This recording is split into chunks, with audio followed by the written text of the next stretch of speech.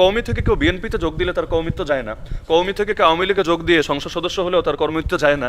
কিন্তু কওমি থেকে কেউ যদি জামাত ইসলামীতে আসে তাহলে কওমি থেকে খারেজ হয়ে সে কেমন যেন জামাতে এসেছে, এটা তো আসলে আমার কাছে মনে হয় হাস্যকর ব্যাপার ছাড়া কিছু না। এমনকি মাঝে মাঝে স্লোগান দেওয়া হয়, আপনাকে সামনে রেখে ইসমতে আম্বিয়া আদালতে সাহাবা, মানে হলো কেমন যেন আপনি ইসমতে আম্বিয়া মানেন না, আদালতে সাহাবা মানেন না, অথচ কে মানে না? এখানে যারা আছে বা পুরো বাংলাদেশে যারা আছে কে মানে না? প্রত্যেকেই তো মানতে বাধ্য।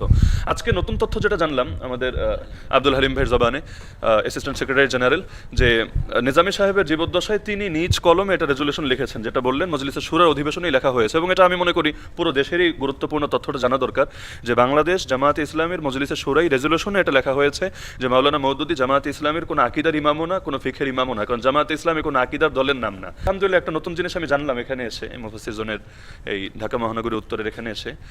এমনি ব্যক্তিগতভাবে ইকামতে দিন যে বইটা আছে নিজামী সাহেব, গোলাম আজম সাহেবের, সেখানে আমি এই পয়েন্টটা পড়েছিলাম। তিনি একাধিক জায়গায়, বইয়ের একাধিক জায়গায় ক্লিয়ার করেছেন যে মাওলানা মওদুদী সাহেবকে আমরা আকিদার ইমামও মানি না, ফিখের ইমামও মানি না। এমনকি যে আজকে বিভিন্ন সময় দেখা যায় কওমি ভার্সেস জামাত একটা মুখোমুখি অবস্থান দাঁড় করানো হয়, অথচ কওমি ধারা এটা তো একটা শিক্ষাধারা এবং আদর্শিক শিক্ষাধারা, কোনো সন্দেহ নাই, কিন্তু এটা তো কোনো রাজনৈতিক দলের নাম না।